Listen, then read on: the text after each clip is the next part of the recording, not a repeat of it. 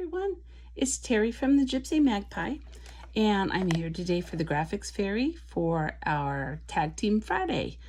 Every week we have a new tag to show you guys how to make, and this week it's my turn, and I made a tag with these cute little bluebirds and some really pretty flowers. There's a little bit of, see if I can show it, a little tiny bit of sparkle on the flowers. And I've got this fluffy stuff here behind the bird. It was fun to make, and I am going to show you how to do that. So let me get this out of the way, and we'll put our sample here. It didn't take a whole lot of supplies to make this. I started with just a chipboard tag that you can buy in packs at the craft store. If you don't have a craft store near you, or you don't want to run out in the middle of the night, you can cut one out of chipboard, you can cut one out of a heavy cardstock. It's really up to you how heavy duty you want the base of your card. But I love these things. They come in packs of, I think they're eight or 10, and they're only a few bucks. They're maybe $4. And they're always a good thing to have around. So I started with the tag, and the next thing you need is an image. So I I did a little cheat today. I do this often when I do collage or pages in my journal. I love to find a design that's like a full design and then pick out a couple focal points and fussy cut those. What I do is I print double and I fussy cut, and I give those a little bit of dimension. So it's an easy way to make a tag or a piece of art, something where the composition is already there for you. So let's take advantage of her beautiful graphics. So I printed this just on regular copy paper, and I printed it at 80%. I originally printed it just as a full page, but I found because of the size of my tag, I couldn't quite get everything on it. So what I did was I just kind of made a guess, and I figured, oh, if it printed out about 80% of normal, I'd be able to fit most of it on the tag, which I was able to do. So I went ahead and I printed it twice. And what I did was, using some collage medium or matte medium, I've got both of these here to show you. Really, they're the same thing. So if you can find one or the other at your craft store or your local scrapbook store, or even online, all of the stores sell it online. Amazon sells it. It's great stuff. It's definitely better than Mod Podge. So if your Mod Podge has run out or is running low, and you've got to find something else, please try one of these. They work great. They're a little bit different consistency than the Mod Podge. So this with a paintbrush is all you need. I went ahead, and to save time here, I have covered the back of the tag with some paper. You don't have to do it, but I just can't make something that's not finished front and back. So I just used a piece of paper out of a dictionary. So I glued that onto the tag, and then I went ahead and I glued the image onto the front. It's flat. It's just the image exactly the way it was printed off. I go ahead and cut with my scissors. I wanted to show you how you don't need anything fancy. You don't even need an X-Acto knife. I just run my scissor blade along the cardboard, the chipboard, and it gives me a super smooth edge. So I'm going to go ahead and finish that off. Another thing I like to do on my tags, and it's just a personal preference, just this tiny line. It's done with a Sharpie, a thin Sharpie. I always use a waterproof pen only because I don't want it to smear. And if you don't like this look, you don't have to do it. I don't worry about making it perfect. I used to actually get the ruler out, and then I realized I kind of like it when it's got a little bit more of an organic feel. So I just go for it. If it's a little wavy in some places, half the time it's covered up by images anyway, but I just like knowing it's there. So Sharpie pen, I'm done with that. The base of the tag is done. I went ahead and in the hole, I used an eyelet. And these are just the plain old metal eyelets. You can get them anywhere. If you're a scrapbooker, you probably have a stash of them from like 15 years ago when they were super popular. All you do, insert it into the hole, and some eyelets come with a tool. If you have a crocodile, the crocodile kind of smashes it. All you're doing is you are just kind of with pressure, it smashes that down, and it doesn't really look like much on the back. Let's see if you can see that. But I like the clean finish it gives the front. If you're gonna go ahead and tie ribbon or something like that, not a whole lot of that hole shows, but it's just kind of pretty if you can see a little bit of the eyelet there. So that's the base of your tag. Then what you're gonna do, I'll show you the way I think about this. I try and look at an image and figure out what I might possibly be able to cut out and raise up with a little bit of chipboard. So I just picked the bird and the tiny little stamp. It's as simple as fussy cutting out the image or images. I didn't worry about, well, I guess I can show you on this one. I didn't worry about cutting out all of these flowers and getting the X-Acto and cutting all that. I wanted to make it easier than that. So this is what I ended up with. So you can see it's not the entire floral cluster. I just kind of snipped some of the flowers out. There's no right or wrong way to do this. But I went ahead and I liked the idea that I was going to have that leaf and it was going to be able to kind of run off of the tag. I like that look. I liked it better than just cutting that even. So I cut it out of the copy paper, and then what I do is I buy chipboard, and I buy it in bulk. Off of Amazon is where I'm always able to find it. This is medium weight chipboard.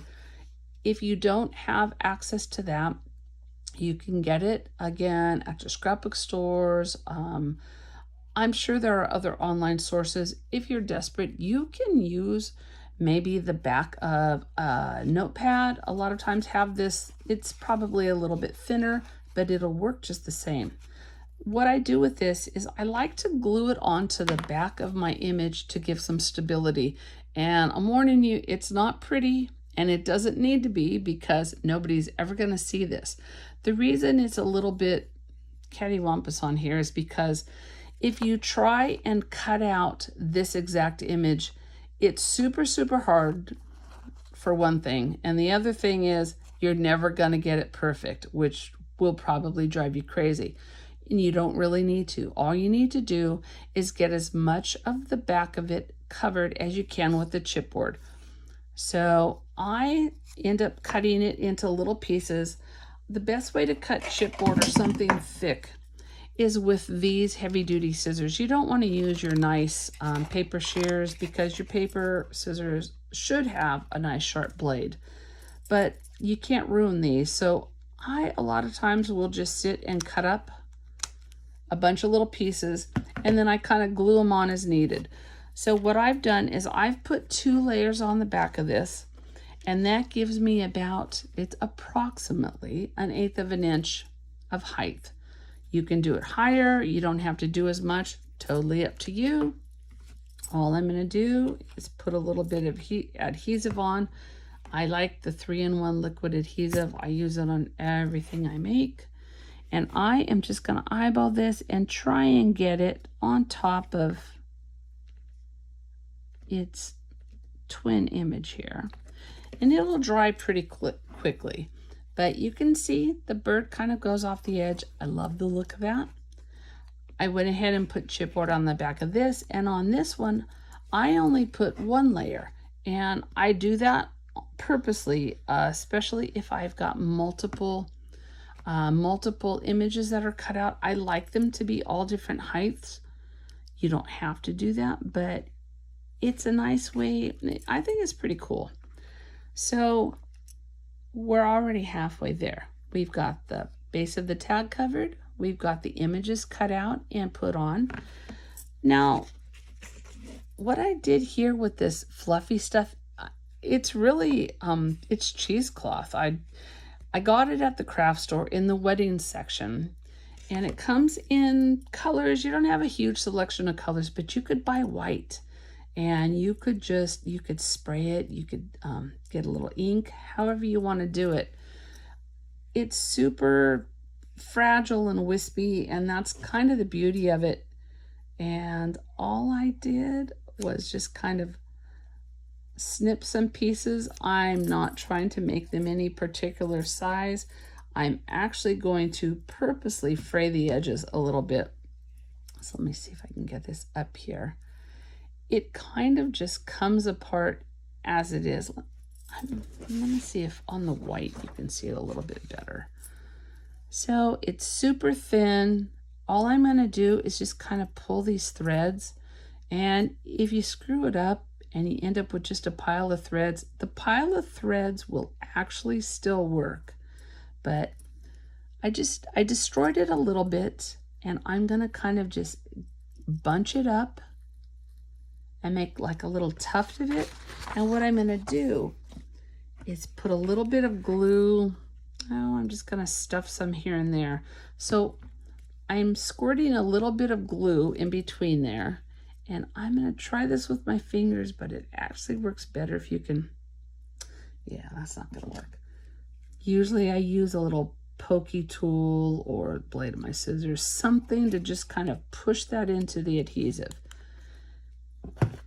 And it looks kind of funky, but once it's in there, you can kind of tear more threads and fluff it up a little bit more. I'm going to go ahead and stick some glue down in here, and I'm going to put a couple more tufts of this. So it's just really, it's cheesecloth. I'm not sure why it's in the wedding section, because I'm not exactly sure what you do with it. Somebody said it was a table covering, but I can't imagine using this as a tablecloth. So I think all people do is kind of bunch it up, and it's just kind of wispy and doesn't take much. And if you end up putting too much down, you can pull enough threads that it kind of disappears.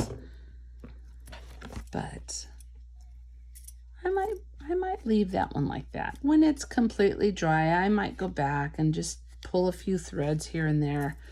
It's just kind of, I don't know, it just kind of floats there, and I like how it looks. It's fluffy. So we've got that done. I ended up on mine, I kind of like when a tag has some kind of words that would anchor it. So the easiest way ever to get words is if you buy stickers that have words on them already. If you're really clever and want to come up with your own little quote, you could always type it or write it. But these stickers are great. Tim Holtz makes a lot of different sets. A lot of the scrapbook companies are starting to do this. So I think, what am I going to pick? I'm going to pick Look on the Bright Side. So you peel off the quote you want. I don't trust the stickiness of a sticker, so I always go ahead and just put a little bit of adhesive on anyway. And I'm going to figure out, I think it's going to kind of end up in the same place as my sample. Down here makes this area look a little bare, so I'm going to stick it down right here. And again, you kind of just, you put it where it looks right to you. I know I always say there's no right and wrong way, but there really isn't. There shouldn't be right ways in crafting. It's just whatever you like at the moment. If you like a little bit of distress, the distress ink works great. It doesn't take much. On this one, I already distressed some of the edges. I'm going to finish it up. And all I do, it's quick. I don't like mine to be dark. If you like yours darker, you can use a darker pad, or you could just put it on a little heavier. I don't really like mine super grungy. like a little of the freshness taken off.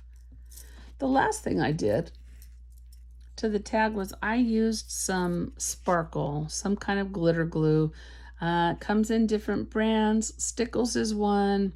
This is Studio G that I think I buy either at Joann's or Michael's. These are usually dumped in the dollar bin and they're super cheap, and I like that.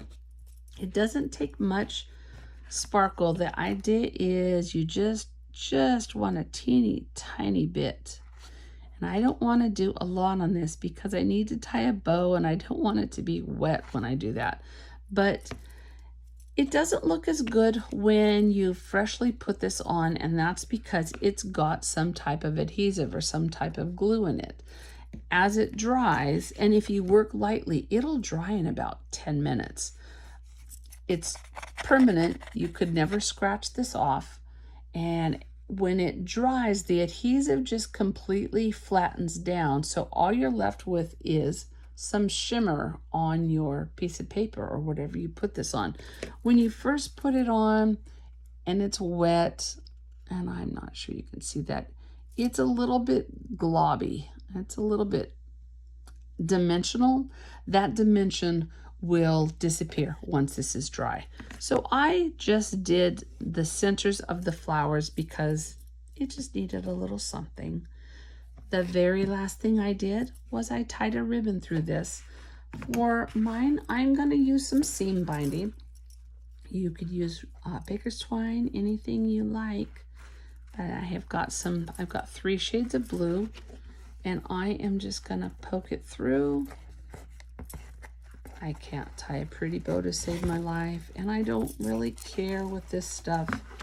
It's crinkled up and fluffy, and it'll look good, so I'm not too worried. I'm just going to cut some off and go ahead and tie a bow.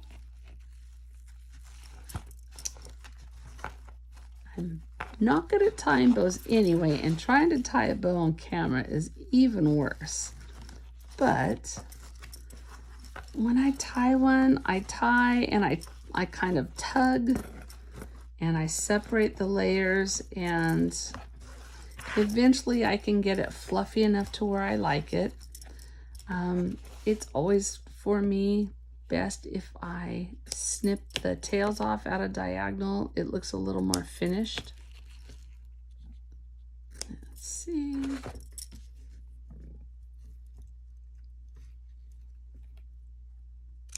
Up there. And we are almost done here.